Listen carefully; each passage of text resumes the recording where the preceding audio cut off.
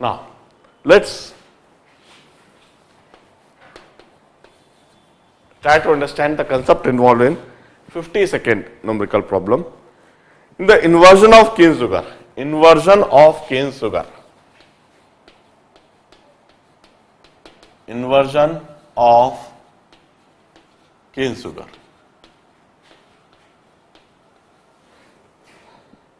In presence of acid, in acid, cane sugar मतलब गन्ने का रस, और जैसे ही इसमें एसिड डालते हैं इसका इन्वर्जन होने लगता है. The following polarimeter reading is obtained. देखिए इन्वर्जन ऑफ केन शुगर क्या होता है. C12H22O11, this is cane sugar. Acid डालने पर इसका हाइड्रोलिसिस होने लगता है इनफैक्ट, और वहां पर ग्लूकोज और फ्रुक्टोज मिलने लगता है. C6H12O6, this is glucose. C6H12O6, this is fructose. This reaction is termed as inversion of cane sugar. इसके लिए डेटा दे रखा है टाइम और rotation. 0, 30, 90, 230, infinite, plus 46.75 plus 41.0 plus 30.75 plus 12.75 minus 18.75. यह अलग अलग समय पर पोलैरिमीटर रोटेशन दे रखा है. 0 टाइम पर, 30 मिनट्स पर, 90 मिनट्स पर, 230 मिनट्स पर और इनफाइनाइट टाइम के बाद.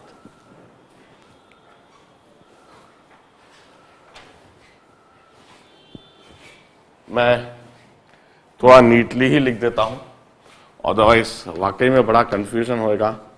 टाइम इन मिनट्स और rotation of polarimeter. Time 0, 30, 90, 230 और infinite. 0 पर plus 46.75, the plus 41.0 is a plus, 30.75 is a plus, 12.75 is a minus, 18.75 something. Now,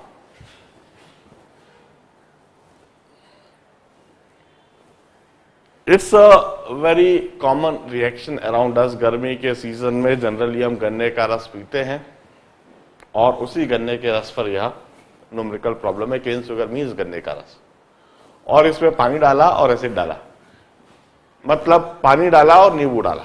गन्ने के रस में जब आप नींबू डाल देते हो तो यह रिएक्शन वहां पर होने लगती है. वहां पर गन्ने के रस का ट्रांसफॉर्मेशन ग्लूकोज में और फ्रुक्टोज में होने लगता है, और इसी को हम इन्वर्जन कहते हैं. नाउ वहां पर यह जो मॉलिक्यूल्स है, गन्ने का रस मतलब केन शुगर भी, दिस सुक्रोज मॉलिक्यूल भी, ग्लूकोज भी, फ्रुक्टोज भी, ये सब ऑप्टिकली एक्टिव मॉलिक्यूल है. यह प्लेन पोलराइज्ड लाइट को रोटेट करते हैं, और वहां पर जब प्लेन पोलराइज्ड लाइट इंसिडेंट की जा रही है तो उसका रोटेशन हो रहा है, और उस रोटेशन को पोलैरिमीटर से ऑब्जर्व करा जा रहा है.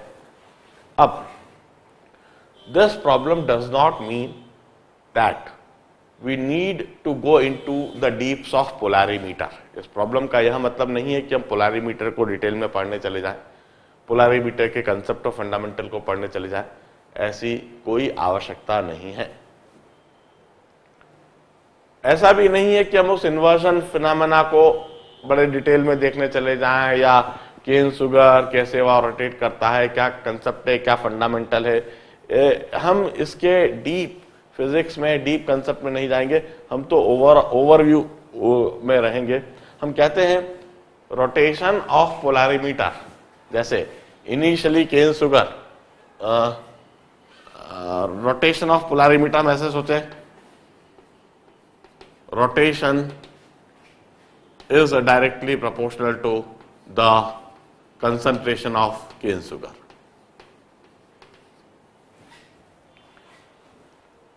Rotation of polarimeter is directly proportional to concentration of cane sugar. Initially जितना अधिक रोटेशन है, इसका मतलब इनिशियली उतना ही अधिक केन शुगर का कंसंट्रेशन है। किसी भी समय पर जितना रोटेशन हो रहा है, that is directly proportional to the amount of cane sugar at that time. अब इनफाइनाइट टाइम के बाद केन शुगर खत्म हो जाना चाहिए, इनफाइनाइट टाइम के बाद केन शुगर जीरो हो जाना चाहिए। इनफाइनाइट टाइम के बाद भी यदि कोई रोटेशन हो रहा है, जैसा कि हमें इधर दिख रहा है, इनफाइनाइट टाइम के बाद भी यदि कोई रोटेशन दिख रहा है, आप उसे इंस्ट्रूमेंट जीरो एरर के रूप से ट्रीट कर लीजिए।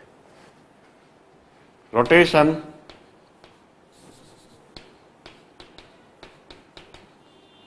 Eight infinite time may be treated as zero error. Although यह जीरो एरर नहीं होता है, मैं बता दूं एग्जैक्ट कंसेप्ट ऐसा नहीं है।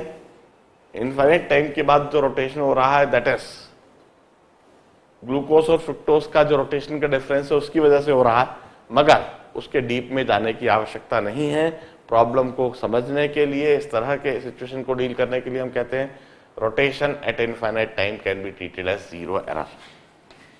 इनफाइनाइट रोटेशन को हम जीरो एरर ले लेते हैं।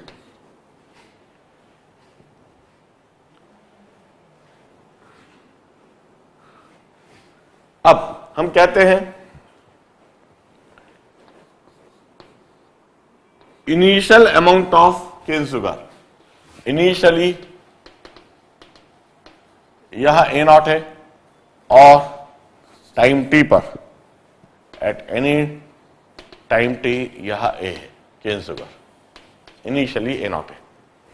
Initial amount of cane sugar is directly proportional to initial rotation minus zero error.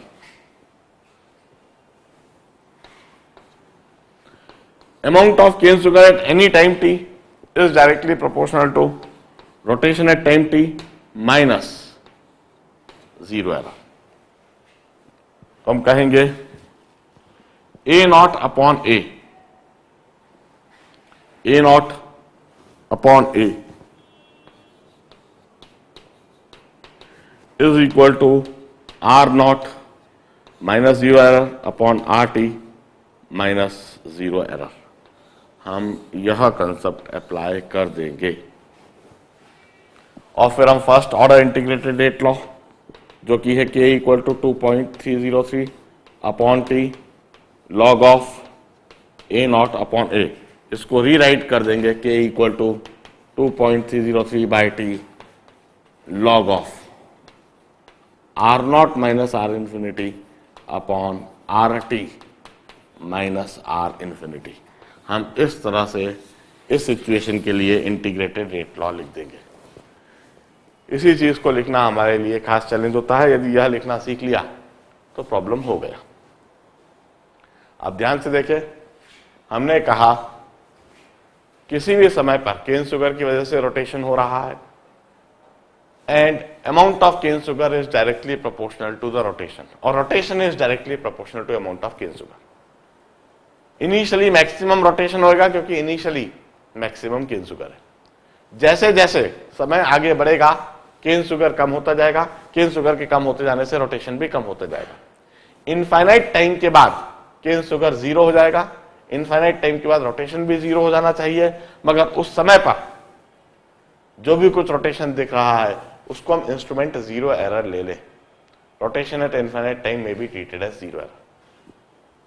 So the initial amount of cane sugar is directly proportional to initial rotation, but zero error must be subtracted. Amount of cane sugar at any time t is directly proportional to rotation at time t, but zero error must be subtracted. So A naught upon A is equal to R naught minus R infinity. इसको substitute कर देंगे और अब हम 3K की value के लिए expression लिख देंगे 2.303 upon 30 log of 46.75 plus 18.75 upon 41.0 plus 18.75 पर मिनट। यह एक K की वैल्यू निकाल दीजिए, K की दूसरी वैल्यू 90 मिनट्स पर निकाल दीजिए, log of 46.75 plus 18.75 upon 30.75 plus 18.75 पर मिनट। इस तरह से K की दूसरी वैल्यू और K की इसी तरह से तीसरी वैल्यू एक 2.303 अपॉन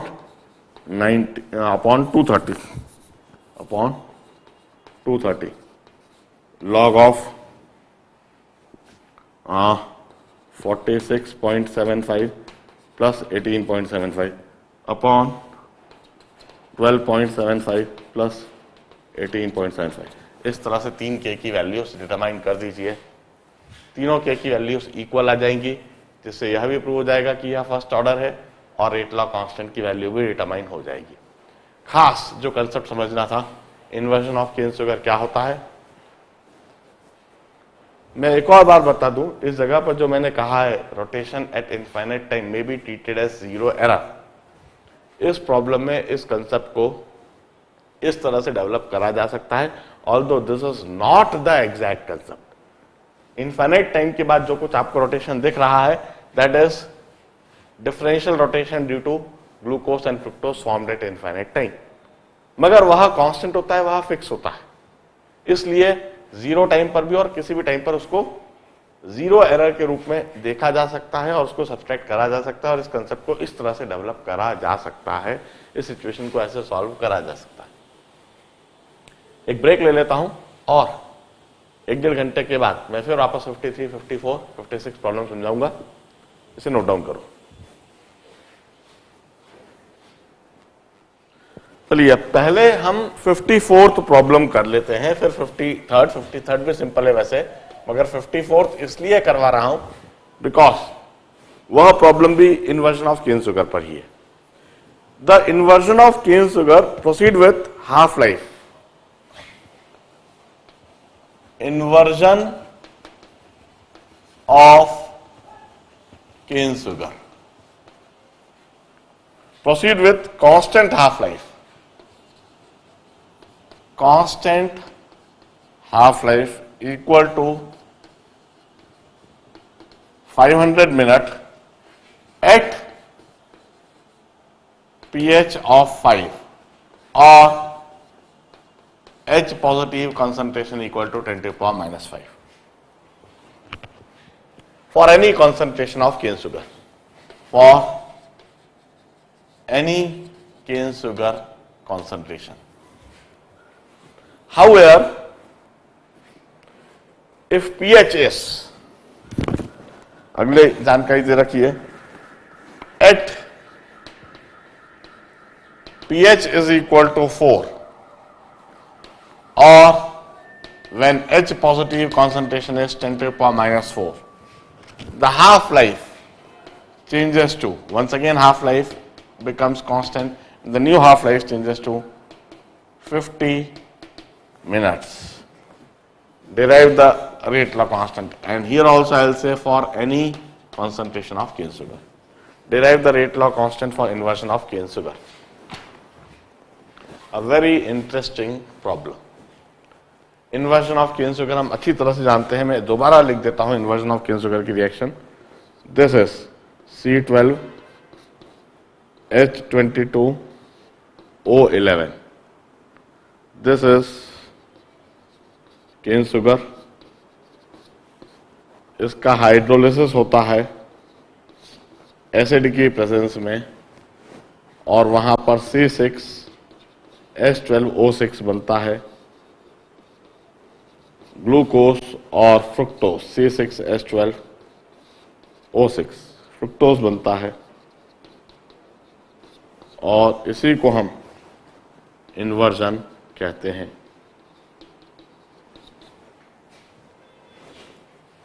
इसमें एसिड का कॉन्सेंट्रेशन कांस्टेंट है। तो हमने क्या देखा कि जब एसिड का कॉन्सेंट्रेशन है 10⁻⁻5, पीएच है 5, उस समय हम जो भी कुछ केन शुगर ले रहे हैं उसका हाफ लाइफ कांस्टेंट आ रही है, एंड दैट इज 500 मिनट्स। मगर जब हम कैटालिस्ट का कॉन्सेंट्रेशन, कैटालिस्ट जो कि एसिड है, कैसा कैटालिस्ट का कॉन्सेंट्रेशन जो कि एसिड है, इसका कॉन्सेंट्रेशन बढ़ा देते हैं, कर देते हैं 10⁻⁴, पीएच 4 कर देते हैं, तो अब केन शुगर जो भी ले रहे हैं उसकी हाफ लाइफ आ रही है 50 minutes. Based on this data, what rate law do you think? अब हम सबसे पहले कहते हैं बेसिकली इस रिएक्शन के लिए रेट लॉ लिखा जा सकता है सम कांस्टेंट के into cane sugar to the power ए।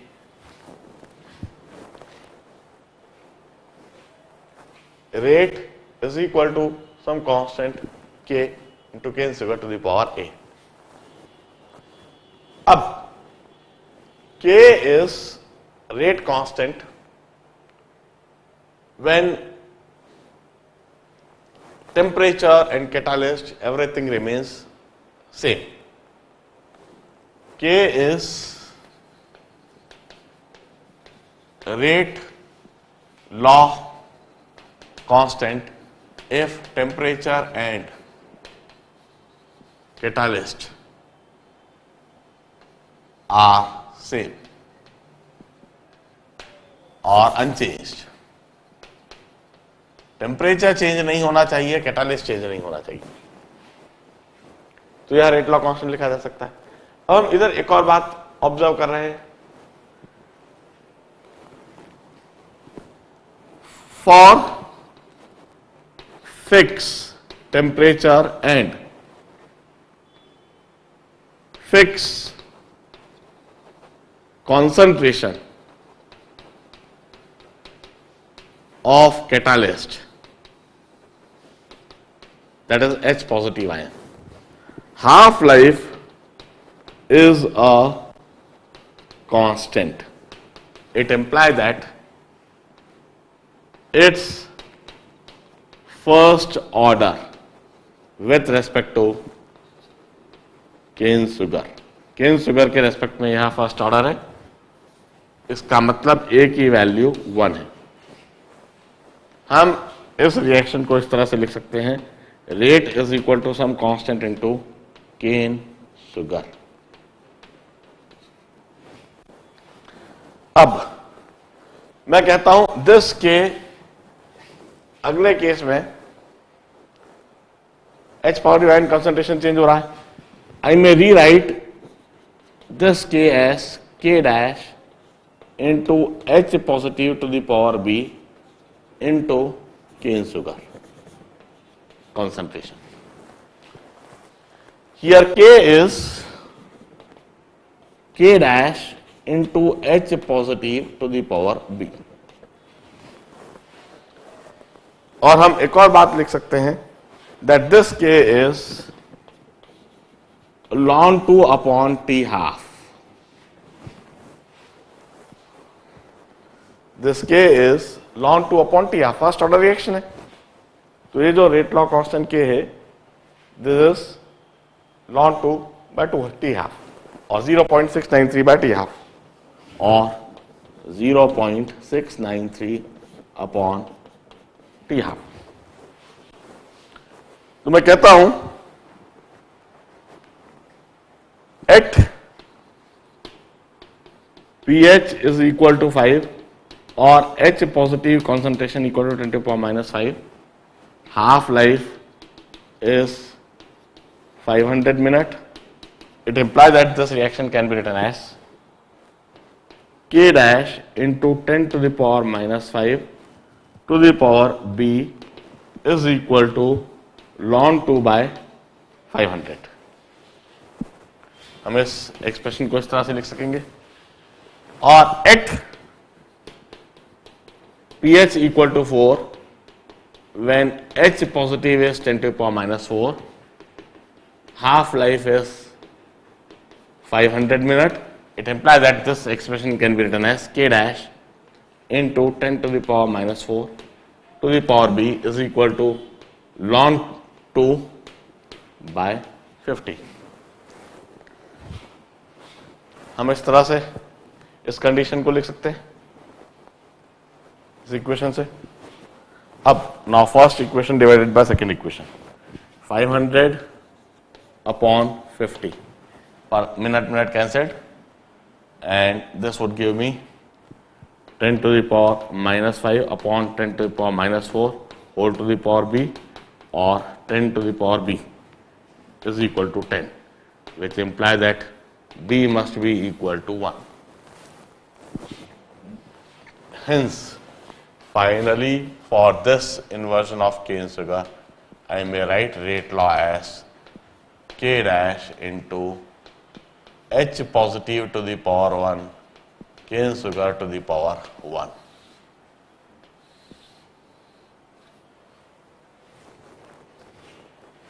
हम इस तरह से फाइनली इस रेट लॉ को लिख सकते हैं। बड़े ध्यान से देखिए इस पर्टिकुलर सिचुएशन को, इस पर्टिकुलर प्रॉब्लम को। हमने सबसे पहले कहा rate law would be equal to some k into k in sugar to the power a. Here k is rate law constant if temperature and catalyst are unchanged.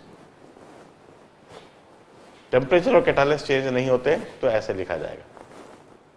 क्योंकि इस particular problem में catalyst H positive change हो सकता है, इसलिए हमने इसी rate law को ऐसे लिखा, रेट इक्वल टू, अब इस k की जगह पर हमने ये जो k है इस k की जगह पर हमने लिख दिया k dash into H positive to the power b। तो बेसिकली हमने सबसे पहले रेट लॉ को ऐसे लिखा था, rate law is equal to k dash into H positive to the power b k in sugar to the power a। Basically rate law को हमने ऐसे लिखा था और हमने प्रूव कर दिया कि यह a की वैल्यू 1 है। a की वैल्यू 1 है, यह क्यों आया?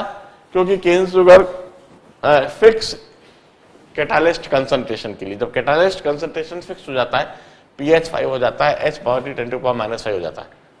तो फिक्स कैटालिस्ट कंसंट्रेशन के लिए केन शुगर कितना भी चेंज हो, हाफ लाइफ फिक्स रहती है। दूसरे एक्सपेरिमेंट में जब कैटालिस्ट का concentration 10 to the power minus 4 रहा, pH 4 रहा, तब भी कोई भी केन शुगर का कंसंट्रेशन हो, हाफ लाइफ फिक्स रहती है। यदि हाफ लाइफ फिक्स है, half life is constant, it means it's first order with respect to cane sugar। तो a की वैल्यू 1 हो गई और यह बेसिकली इक्वेशन आ गई। k की जगह पर फिर हमने k dash into H positive to power b लिखा और फिर इस b को डिटरमाइन करने के लिए दो अलग अलग कैटालिस्ट कंसंट्रेशन पर दो इक्वेशन बना दी हाफ लाइफ के लिए, दोनों को डिवाइड कर दिया और b की वैल्यू 1 ऑब्टेन कर ली। This 54th problem, in fact 53rd problem तो अब मैं करूंगा। इस 54th प्रॉब्लम को नोट करो। 52nd और 54th यह दोनों केन शुगर पर, इन्वर्जन ऑफ केन शुगर पर प्रॉब्लम थे, इसलिए दोनों को एक साथ मैंने ट्रीट कर दिया। अब 53rd समझाऊंगा, 56th समझाऊंगा, please note it down.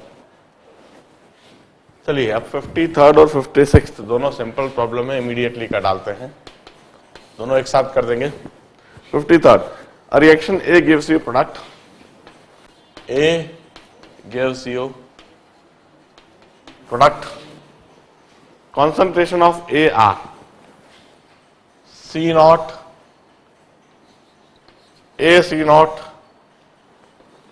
A square C naught, A cube C naught, after time interval 0, T, 2T, 3T and so on. So that its first order, also calculate the relation of K, A and T। देखिए एक fix time में concentration एक fix factor से multiply हो रहा है, इसका मतलब ये फिक्स फर्स्ट ऑर्डर ही है। हम इसे करने के लिए सिंपल सा कंसेप्ट कहते हैं, let's assume its first order, hence it must obey this integrated rate law। First order integrated rate law obey करना चाहिए। अब हम 2.303 अपॉन टी की जगह पर T log of A not की जगह पर C not upon A C not, T की जगह पर 2t log of A not upon A square C not, T की जगह पर 3t log of A not upon A cube C not. तीनों केस में यह देखें 2.303 by T log of 1 upon A, इधर भी 2.303 upon 2t into log of 1 upon A square, जो कि once again 2.303 by T log of 1 by A ही हो जाएगा, और इधर भी 2.303 by T log of 1 upon A ही हो जाएगा, जिसको हम नेचुरल लॉग भी कह सकते हैं। 1 by t natural log of 1 by a, this is 1 by t natural log of 1 by a, this is also 1 by t natural log of 1 by a. So I'll finally write Ks equal to, तीनों case में fix आया है 1 by t natural log of 1 by a, और natural log of 1 by a is equal to Kt. Since the value of k comes out to be same, hence its first order reaction. अब 56th problem इसी समय कर देते हैं। First order reaction proceed at 25 degree at same rate, R naught at 25 degree centigrade. The temperature coefficient of rate of first reaction is 2 and that of second reaction is alpha 1 2 है और alpha 2 3 है। Find the rate of this reaction at 75 degree centigrade. At 75 degree centigrade, delta T is in fact, delta of T is 50 degree centigrade. तो alpha to the power 5 हो जाएगा, क्योंकि R1 हम कहेंगे R not into alpha 1 to the power 5 और R2 हम कहेंगे R not into alpha 2 to the power 5। हर 10 डिग्री से अल्फा टाइम मल्टीप्लाई होगा, तो R1 हो गया 2 to the power 5 into R not, और R2 हो जाएगा 3 to the power 5 into R not. R2 upon R1 होगा 3/2 whole to the power 5। This is the ratio of the two rates at 75 degree centigrade. Problem for practice में जितने doubts मुझको discuss कराने थे, I hope ये concept समझ में आ रहा है। 25 डिग्री सेंटीग्रेड पर रेट R नॉट है, हर 10 डिग्री बढ़ाने से इधर अल्फा 1 टाइम्स मल्टीप्लाई होती है और हर 10 डिग्री बढ़ाने से इधर अल्फा 2 टाइम्स मल्टीप्लाई होती है। 75 डिग्री सेंटीग्रेड मतलब change in temperature 50 degree centigrade हुआ, मतलब 10-10 डिग्री से आप 5 बार टेम्परेचर बढ़ा रहे हो, तो 5 बार जब टेम्परेचर बढ़ा रहे हो तो पहली reaction alpha 1 to the power 5 times हो जाएगी और दूसरी reaction alpha 2 to the power 5। तो R not into alpha 1 to the power 5, this is the rate of first reaction, and R not into alpha 2 to the power 5, this is rate of second reaction. Rate of first reaction is this, rate of second reaction is this, दोनों का ratio rate का यह होगा 75 degree centigrade. PFP के सारे doubts मैंने discuss कर दिए हैं। अब इसके बाद मैं मेरे नेक्स्ट सेशन में अब इनफैक्ट सारे कंसेप्ट ऑफ फंडामेंटल्स डिस्कस हो चुके हैं, अब कोई बहुत ज़्यादा डाउट नहीं आने चाहिए, कुछ 1, 2 या 3 प्रॉब्लम और डिस्कस कराऊंगा। कॉम्प्रहेंशन में से, एडवांस लेवल में से कुछ अच्छे प्रॉब्लम दिखेंगे, या आप यदि कुछ अच्छे प्रॉब्लम पूछोगे तो डिस्कस कराऊंगा, अदरवाइज सब पूरा स्टडी पैकेज आपको स्वयं से सॉल्व करना चाहिए। That's all for today. Goodbye, good day.